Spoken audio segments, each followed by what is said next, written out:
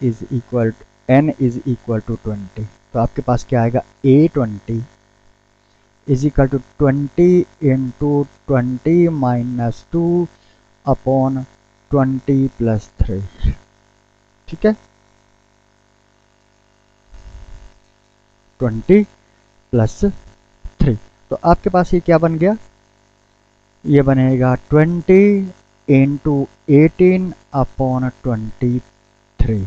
अब इसको आप सॉल्व करेंगे, ये बन जाएगा 360, 18 360 अपॉन 23, और ये आपके पास आंसर रहेगा। इसी तरह से आपने A9 A7 इस तरह से आपने ये क्वेश्चन करने हैं।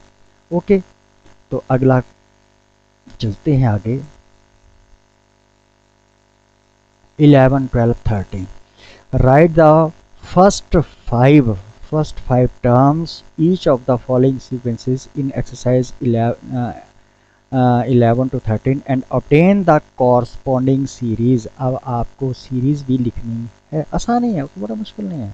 ठीक है, देखिए आसान क्वेश्चन है, मुश्किल नहीं है। अच्छा, पहले क्वेश्चन नंबर 11 को डिस्कस करते हैं। आपको A1 इज इक्वल टू 3 दिया है, इसका मतलब फर्स्ट टर्म आपको 3 दी है, और आपको nth टर्म दिया है ये 3an-1 plus 2 for all n is greater then 1। यहाँ पर फोकस करेंगे आप, n इज ग्रेटर देन 1, यानी कि जब हम यहाँ पर टर्म्स फाइंड करेंगे तो हम n इज इक्वल टू 1 से रिपोर्ट करेंगे। हम ग्रेटर देन 1, ग्रेटर देन 1 का मतलब, ग्रेटर देन 1 का मतलब होगा 2, 3, 4, ये हम पुट करेंगे। यहाँ पर आपके पास फर्स्ट टर्म दी है, nth टर्म भी दी है, और यहाँ पर कंडीशन लगा दी है n is greater than equal to 2, equal to भी लगा है। यहाँ पर हम n इज इक्वल टू 2 से पुट करेंगे, 2, 3, 4, और यहाँ पर ग्रेटर देन 2 लिखा है। देखिए A1 is equal to A2 is equal to 2, इसका मतलब है A1 फर्स्ट टर्म भी 2 है और सेकंड टर्म भी आपके पास 2 दी हुई है, और आपको nth टर्म भी दी है। ठीक है, और आपको यहाँ पर फर्स्ट 5 टर्म बोला है बोलने लिखने को। ठीक है, तो मैं इनमें से एक क्वेश्चन के देता हूँ, आसान क्वेश्चन है, को बड़े मुश्किल नहीं है, तो सॉल्यूशन करता हूँ मैं। सॉल्यूशन ऑफ मैं कर देता हूँ, सॉल्यूशन ऑफ 13th कर देता हूँ। चलो सॉल्यूशन ऑफ 13th क्वेश्चन। ठीक है, अच्छा गिवन है आपके पास, लिख लो, गिवन जो है वो है A1 is equal to 2, comma A2 is equal to 2। यहाँ से ये देखिए A1 और A2 जो फर्स्ट और सेकंड टर्म है वो 2 के बराबर दी है, और अब मुझे निकालनी है 5 टर्म्स। अब बाकी कितनी बच गई टर्म्स, A1 A2 निकाल दिया, अब A3 निकालनी है। AN कितना है आपके पास, AN is equal to AN minus 1 minus 1, AN minus 1 minus 1, और लिखा है N इज ग्रेटर देन 2। तो आपके पास 2 टर्म्स आ गए, 3। अब आपने क्या करना है, put N is equal to 3, तो आपके पास आएगा A3, थर्ड टर्म आ जाएगी A3 minus 1 is equal to A2 minus 1, ये आएगा A2। A2 का मतलब सेकेंड टर्म, सेकेंड टर्म आपको दी है कितना, 2, 2 माइनस 1 इज इक्वल टू 1। तो A3 कितनी आ गई आपके पास, थर्ड टर्म कितनी आ गई ये। अब आपने पुट करना है, put n is equal to 4, तो आपके पास आएगा A4 is equal to A raise to power, sorry A n4 minus 1, और ये आ गया आपके पास A3 minus 1, A3 third term आपने निकाली, आ गया 1 माइनस 1, और ये आ गई 0। और A आप आपने करना, put n is equal to 5, A5 is equal to A5 minus 1 is equal to A4 minus 1, और A4 आपने निकाली है 0 माइनस 1, और ये हो गया माइनस 1। तो फर्स्ट हमने 5 टर्म्स इसकी हमने निकाल दी हैं। ठीक है, अब कहता है आगे है, कहता है and obtain the corresponding series. तो कॉरस्पॉन्डिंग सीरीज क्या होगी, द कॉरस्पॉन्डिंग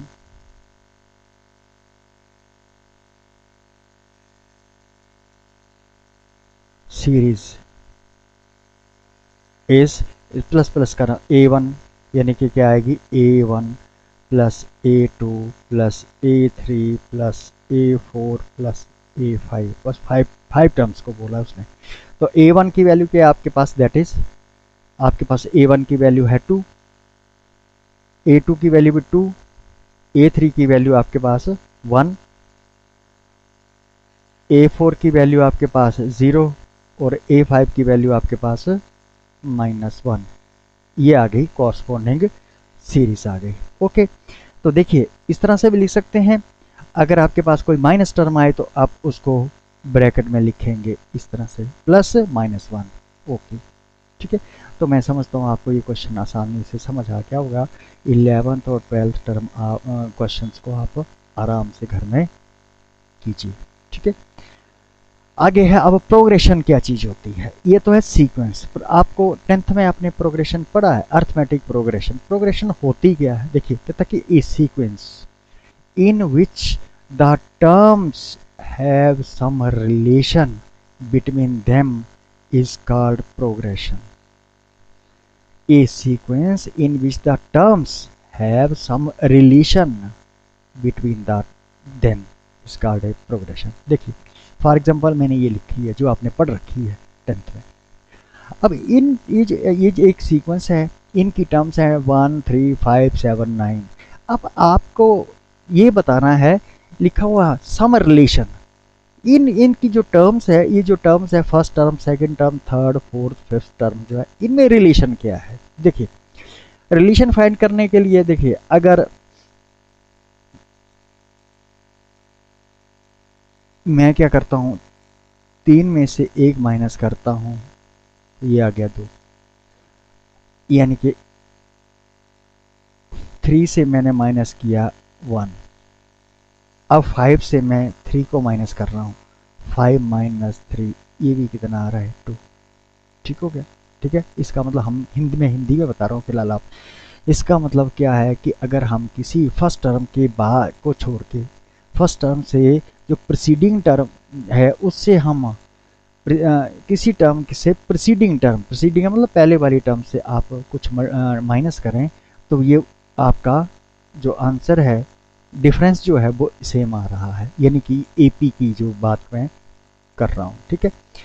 देखिए अब आपके पास ये है प्रोग्रेशंस, आप पढ़ेंगे arithmetic progressions, geometric progression, GP जिसको बोलते हैं। अर्थमेटिक प्रोग्रेशन आपने पढ़ रखी है, मैं ज़्यादा टाइम यहाँ पर वेस्ट नहीं करूँगा, फिर भी आपको मैं बता देता हूँ। देखिए कहता कि ए सीक्वेंस फाइनाइट और इनफाइनाइट, कोई भी सीक्वेंस है चाहे वो फाइनाइट है या इनफाइनाइट है, is called an arithmetic progression. Arithmetic progression को हम शॉर्ट फॉर्म में लिखे A.P, AP, if the difference of each term except the first one, ये देखिए फर्स्ट वन को, except the first term, if the difference of each term except the first one from its preceding का मतलब होता है पिछली, PRECEDING, preceding term is always same। देखिए 9 की प्रीसीडिंग टर्म क्या है 7, 9 की प्रीसीडिंग टर्म है ये, और ये जो है ये डिफरेंस जो है वो ऑलवेज सेम होता है थ्रू आउट द सीक्वेंस। तो ऐसी जो सीक्वेंस है उसको हम अर्थमेटिक प्रोग्रेशन बोलते हैं। और क्या कहते हैं कि जो डिफरेंस होता है एपी का, ये जो कॉमन डिफरेंस है उसको हम डी से डिनोट करते हैं और इसको बोलते हैं कॉमन डिफरेंस। ठीक हो गया, ठीक है। ये भी आपको पता है, और आपको ये भी पता है, ये याद रखेंगे आप, ये याद रखेंगे ये कि जनरल एपी हम कैसे लिखते हैं। If A be the first term and D be the common difference of an AP, then general AP is written as A plus D, A plus 2d, A plus 3d and so on. ठीक है, तो ये भी आपको मालूम है, 10th में आपने पढ़ रखा है। ठीक है, अच्छा आगे है, ये आपके पास मैंने एग्जांपल दी हैं, ये आपके पास सीक्वेंस है, आपको ये पता लगाना है कि ये एपी है कि नहीं है। तो इसका सबसे आसान तरीका क्या है, मैं इसको पता लगाऊंगा कि भी ये जो सीक्वेंस है कि भी ये एपी है भी कि नहीं है। अगर देखिए मैं 4 से प्रीसीडिंग किसी टर्म से प्रीसीडिंग टर्म को माइनस करता हूँ तो मेरे पास क्या बचता है 2। अब आगे 6 टर्म ले ली, इससे प्रीसीडिंग टर्म क्या है 6 माइनस 4, तो ये भी क्या आएगा 2। 8 में से प्रीसीडिंग टर्म को हमने माइनस किया 8 माइनस 6, तो भी क्या आया 2। ये डिफरेंस आपके पास सेम आ रहा है, इसका मतलब ये AP है। इसकी फर्स्ट टर्म क्या है जो पहले लिखी हुई है वो ये है, और इसका जो ये जो डिफरेंस है ये आप इसको D लिखेंगे और इसको हम हमेशा A लिखते हैं, ठीक है। तो इसी तरह से ये आपके पास ये जो सेकंड है थर्ड है, इसमें फर्स्ट टर्म क्या है आपके पास A1, A आपके पास 1 है। D आप निकालना चाहेंगे तो D आपके पास क्या आएगा 3/2 minus 1 is equal to 2 LCM 3 minus 2 is equal to minus 1/2। इस तरह से हम निकालते हैं, ये आपने पढ़ रखा है सारे। यहाँ पर भी देखिए 8 minus 10 8 minus 10 is equal to minus 2, 6 minus 8 is equal to minus 2, इसकी बात कर रहा हूँ। तो इसका मतलब ये भी एक AP है, इसमें A क्या है फर्स्ट टर्म और D क्या है आपके पास माइनस 2। इस तरह से आप को ये यहाँ पर मैंने ये बता दिया कि किसी AP है सीक्वेंस है तो उसको AP कैसे हम प्रूव करेंगे या उसको कैसे वेरीफाई करेंगे कि वो एक AP है, और उसकी फर्स्ट टर्म और कॉमन डिफरेंस हम कैसे लिखते हैं, बस। और कुछ नहीं है, रट्टा मारने की जरूरत नहीं है, समझा करो आप बस, बाकी कुछ नहीं है। अब general term of n AP, general term यानी कि nth टर्म एक ही बात होती है। जनरल टर्म मैंने आपको पहले भी कहा था कि जनरल टर्म या nth टर्म एक AP, nth टर्म एक किसी अर्थमेटिक प्रोग्रेशन की nth टर्म वो होगी जिससे आप AP की बाकी के जो है ये। तो चलो consider, let us consider N AP A plus D A plus 2D A plus 3D। इसमें क्या है देखिए ये AP है, इसकी फर्स्ट टर्म A है और कॉमन डिफरेंस D है। मैं क्या कर रहा हूँ general term of n AP का फार्मूला ड्राइव कर रहा हूँ। आपको ये सिर्फ समझना है, आपको ये कोई एग्जाम में नहीं पूछा जाएगा, मगर जब आपने फार्मूला ड्राइव करना सीख लिया हो तो वो याद बहुत आसानी से रहता है। देखिए मैंने AP कंसिडर कर ली A plus D A plus 2D A plus 3D and so on. मुझे इसकी जनरल टर्म का एक फार्मूला निकालना है, ओके। देखिए अब फर्स्ट टर्म है, यहाँ पर फर्स्ट टर्म है, यहाँ पर यहाँ पर A1 लिखना है आपने, A1 यहाँ पर क्या A फर्स्ट टर्म यही है, ठीक है। अच्छा और सेकंड टर्म का है क्या है A2 कितना है A प्लस D, ये सेकंड टर्म ही है, ठीक हो गया A प्लस D। अब इस चीज को मैं क्या से लिख सकता हूँ A plus 2 minus 1 into D, ठीक है जी। दो में से एक जाएगा तो एक ही तो बचेगा, ये एक्सप्रेशन और ये एक्सप्रेशन एक ही है।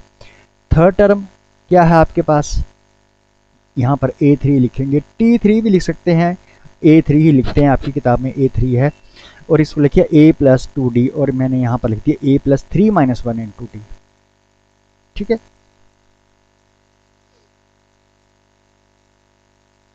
और देखिए इसको मैं कैसे लिख सकता हूँ फर्स्ट टर्म को A is equal to A, अगर इस तरह से लिखना तो मैं इसको लिखूंगा is equal to A plus 0 is equal to A ही आएगा, और इसको मैंने ब्रेक कर दिया A plus 1 minus 1 into D, 1 minus 1 0 आ जाएगा, मैंने इसमें भी D इन्वॉल्व कर दिया, ठीक है। सेकेंड टर्म देखिए मैंने ये पहले नहीं लिखा, अगर मैं पहले लिखता तो आप शायद थोड़ा कंफ्यूज होते कि ये क्यों लिखा है। देखिए मैं क्या कर रहा हूँ, मैं हर टर्म में D इन्वॉल्व कर रहा हूँ, D, ठीक है। तो A को मैंने लिख दिया A प्लस 0, वो A आएगा, और A 1 माइनस 1 वो भी 0 आएगा। इसका मतलब ये एक्सप्रेशन इसके बराबर है और ये इसके बराबर है, तो आपके पास थर्ड टर्म आपके पास ये है, ठीक है। ऐसे ही अगर आप आगे लिखते जाएंगे तो आपके पास ऐसे ही अगर आप सो ऑन इस तरह से fourth term, fifth term, six term, seven, तो आपके पास an, यहाँ पर an इज इक्वल टू, देखिए अब इसको जनरलाइज करेंगे a ये a आ गया, प्लस प्लस प्लस प्लस लिख दिया, यहाँ पर लिखा 1 2 3 4 5 6 7 8, और n टर्म में यहाँ पर क्या आएगा n माइनस 1 यहाँ पर सारा भी ये भी -1 है, ये भी -1 है, ये भी -1 है, -1 और साथ में D D D D D. तो आपके पास जो जनरल टर्म है एपी की वो आएगी A N is equal to A plus N minus 1 into D. ये है एपी की general term. General term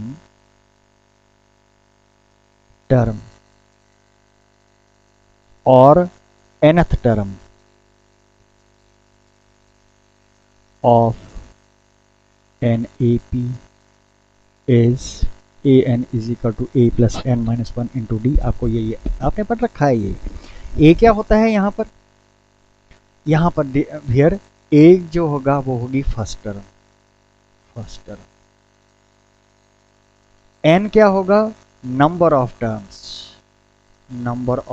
terms, कितनी टर्म्स हैं। और डी क्या होगा? Common difference.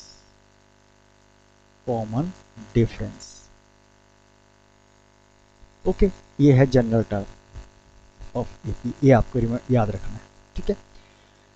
अच्छा, अब ये क्वेश्चन है आपको, ये 10th का क्वेश्चन है आपके पास।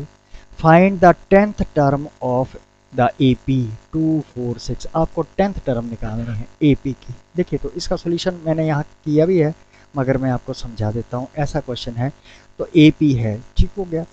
अब सबसे पहले आपको अगर एपी दिया है, आपको 10th टर्म निकालनी है, तो ये जो पिछला आपने फार्मूला लिखा उसकी हम मदद लेते हैं। देखिए, the given AP is 2, 4, 6 so here first term a is equal to 2, common difference d is equal to 4 minus 2 is equal to 2। और आपको साथ में क्या निकालना है? 10th टर्म निकालनी है, n is equal to term, ठीक हो गया। आपको पता है A N is equal to A plus N minus 1 into D formula. आपको क्या निकालनी है? 10th टर्म यानी कि ए 10 निकालना है, तो यहाँ 10 पुट करेंगे। ए की वैल्यू है 2 प्लस एन है 10 माइनस 1 और डी आपके पास है 2। इसको सिंप्लीफाई करेंगे, 2 प्लस आपके पास ये बनेगा 9 इंटू 2, ये बनेगा 2 प्लस 18 और ये आएगा 20। तो अब वेरीफाई करते हैं। देखिए, कॉमन डिफरेंस कितना है? 2, 2। तो 10th टर्म 20 ही आएगी। देखिए, ये आ गया फर्स्ट टर्म, सेकंड, थर्ड। अब इसमें आप 2, 2 ऐड करते जाओ, यानी कि कॉमन डिफरेंस आपने ऐड कर देना। 6 to 8, 8, 10, 12, 14, 16, 18 और 20। अब काउंट करते हैं कि कितनी टर्म्स है। 1, 2, 3, 4, 5, 6, 7, 8, 9, 10। ये देखिए, ये 10th टर्म है। ये तो सिंपल सा क्वेश्चन है। अगर उसमें लिखा था find the 200 term of an AP, तो आपने यहाँ पर n इज इक्वल टू 200 करना था, ठीक है। तो उसके ये तो आसान सा क्वेश्चन है, आप तो इसको लिस्ट करके भी बता सकते थे कि भी इसमें 10th टर्म क्या होगी। आपको डी पता होना चाहिए बस। ये फार्मूला है, ये था क्वेश्चन के पिछला फार्मूला कैसे करना है। अब ये क्वेश्चन है, इसको मैं, ये भी 10th जैसा ही क्वेश्चन है। The 10th term of an AP is -15, 31st term is -57, find the 15th term. देखिए, आपको जो पहले स्टेटमेंट है, ये जस्ट आपकी प्रैक्टिस के लिए, जो आपने 10th में पढ़ा है अभी तक, मतलब +1 का भी हम छू नहीं रहे हैं।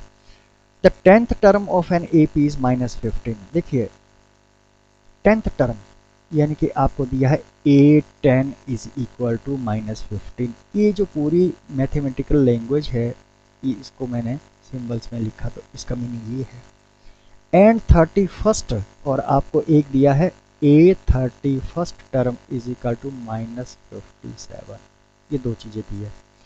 फाइंड द 15th टर्म, और आपको A15 निकालना है, ये आपको फाइंड आउट करना है। देखिए, जब भी आप ऐसा क्वेश्चन होता है तो आप कोई टर्म फाइंड करनी है तो आप निकालते हैं A N is equal to A plus N minus one into D. Okay, इस फार्मूले से। और अगर इस फार्मूले में अगर आपने 15th टर्म निकालनी है तो आप निकालेंगे A 15 is equal to A plus 15 minus one into D, यानी कि ए प्लस 14 डी। ओके, ये तब तक नहीं निकलेगी जब जब तक आपको ये दो वैल्यूज नहीं पता होंगी, ए और डी की वैल्यू नहीं पता होगी। ठीक है, तो ये ऐसे ऐसे जो क्वेश्चंस हैं उनको करने के लिए आप क्या करते हैं, सबसे पहले आप क्या करेंगे, उन क्वेश्चंस को करने के लिए पहले फर्स्ट टर्म आप सपोज करेंगे, फर्स्ट टर्म और कॉमन डिफरेंस, फिर उसको पहले आप गिवन कंडीशन जो आपको होगी वो आप निकाल लेंगे उसके बाद। ठीक है, तो इसका क्वेश्चन का सॉल्यूशन कैसे है, आसान कोई सॉल्यूशन है।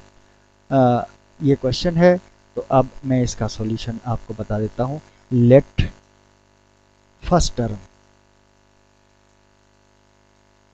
Of AP is equal to A मान लिया, and common difference C D, common difference of AP is equal to D.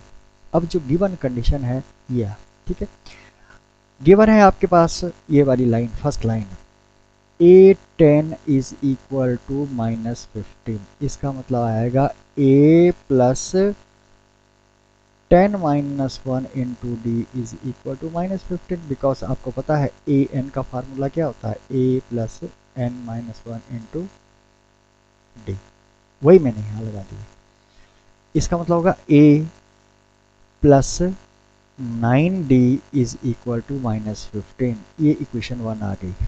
आपको दो कंडीशन दिए हैं, दो वेरिएबल हैं ए और डी, दो इक्वेशंस मिलेंगी, दोनों को सॉल्व करना है, आपके पास ए डी निकल आएगा। एंड और आपको और क्या दिया है, A 31 is equal to minus 57, आपके पास क्या आएगा, implies A 31 A plus 31 minus A plus N minus one, यानी कि 31 minus one into D is equal to minus 57, और ये बनेगा A plus 30d is equal to minus 57 related to equation 2। अब हमें क्या करना है, इन दोनों इक्वेशंस को आपने सॉल्व करना है। देखिए, अगर यहाँ जैसे आपने 8th में टू वेरिएबल्स की इक्वेशंस को सॉल्व किया है, ये जो है ए है और ये है ए, इसका कोफिशिएंट सेम है, इसका मतलब मैं सीधे इसको डायरेक्ट माइनस कर देता हूँ तो मेरे पास क्या आएगा। देखिए, तो मैं क्या करूँगा, इक्वेशन 2 माइनस इक्वेशन 1 गिव्स, पढ़ना सीखो, इक्वेशन 2 से इक्वेशन 1 को मैं माइनस करूँगा तो मेरे पास क्या मिलेगा, देखो equation 2 A plus 30d is equal to minus 57, मैं बच्चों की तरह